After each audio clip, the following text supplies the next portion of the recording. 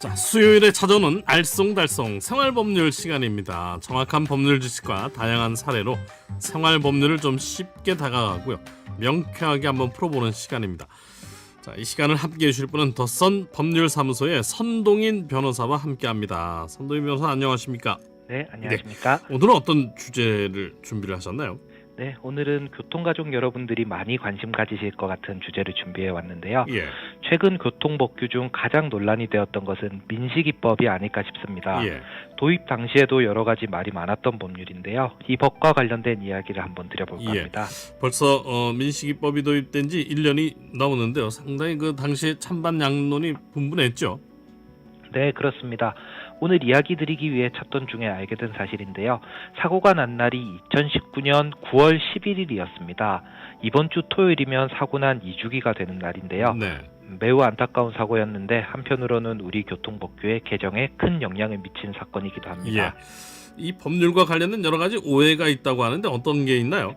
네, 과잉처벌과 관련된 논란은 아직도 진행형인 것 같습니다. 네. 하지만 당시 운전자분들께서 가장 걱정했던 사례는 그 처벌 수위보다 어쩔 수 없는 상황, 예를 들어 아이가 갑자기 뛰어나와서 사고를 막기 어려운 상황이라도 사고만 나면 구속되는 거 아니냐, 이런 점에 대해서 반발이 많았었죠. 실제로는 어떻게 운영이 되고 있나? 한 1년 지나고 난 뒤에. 네, 최근 이와 관련해서 대전지방법원에서 이루어진 판결이 하나 있었습니다. 예.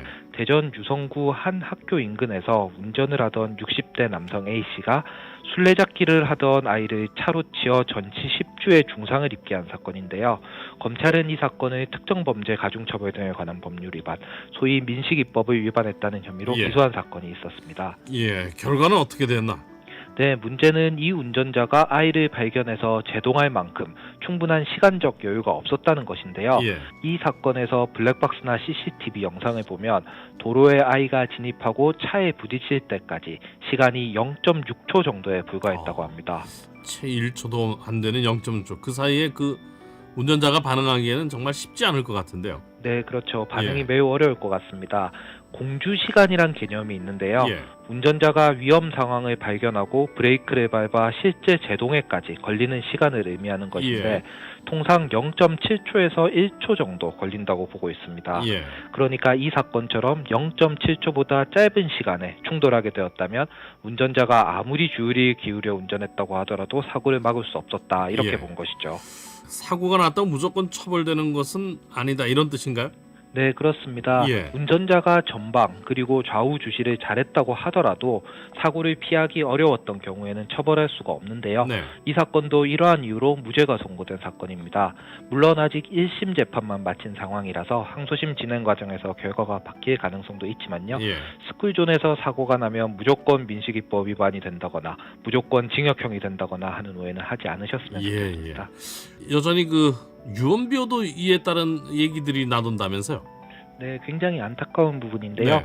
조금 과잉 입법이 아닌가 하는 생각은 들기도 하는데 당시에 주장된 것처럼 그렇게 억울한 피해자를 양산하는 그런 법률이라고 보기도 어려운 것 같습니다. 예. 또 그 당시 관련한 유언비어들도 많았는데요.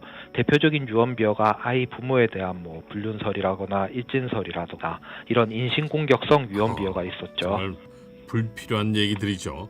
예. 네, 그렇습니다. 최근 이러한 유언비어를 퍼뜨린 한 유튜버가 구속되기도 했는데요. 아이 부모님을 상대로 반복적으로 모욕과 명예훼손을 한 혐의로 기소된 것입니다. 수사 과정에서도 반성의 감정이 들지 않는다는 등으로 진술해서 공분을 일으키기도 했었는데요. 네. 최근 이 유튜버는 징역 2년의 실형이 선고되어 법정 구속되었습니다. 법률에 대해서 비판하고 토론하는 것은 매우 좋은 예. 일이지만요. 그것을 넘어서 아이를 잃은 부모에 대해 인신공격을 하고 예. 허위 사실을 퍼뜨리는 행동은 해서는 안 되겠죠. 물론이죠. 법률에 대해서 좀 건전하게 토론하는 문화가 형성이 좀 잘 돼야 될 것 같은데요. 변호사님은 이 법에 대해서 어떻게 생각하시나요? 네, 저는 개인적으로 법률의 필요성은 인정하고 있지만요. 예. 법정 최저형을 너무 높게 설정한 건 아닌가 하는 아쉬움도 있습니다. 네. 양형 재량이라고 하는데요. 그것을 판사에게 맡겨놓는 것이 아니라 법으로 정해서 다른 강력 범죄의 형평에 맞냐 이런 생각도 조금 들고 있습니다. 하지만 다행인 것은 민식이법이 강력하게 처벌되는 만큼 엄격하게 유무죄를 따지고 있는 것으로 보인다는 점인데요. 네. 아무래도 처벌 수위가 높다 보니 예전처럼 대충 넘어갈 수 있었던 일도 운전자가 피할 수 있었는지 없었는지 여부를 철저히 따지게 되면서 아이들도 보호할 수 있을 것이고 한편으로는 억울하게 고통받는 운전자도 보호할 수 있을 것으로 보이네요. 아, 그럼요. 다시 한번 오늘 이 시간을 통해서 시속 30km대 이하로 서행하는 운전 습관을 좀 길러야 되지 않을까 하는 생각이 듭니다. 자, 오늘 민식이법에 대한 이모저모 얘기를 나눠봤습니다. 알쏭달쏭 생활법률은 선동인 변호사와 함께했습니다. 변호사님 오늘 말씀 고맙습니다. 네, 감사합니다. 감사합니다.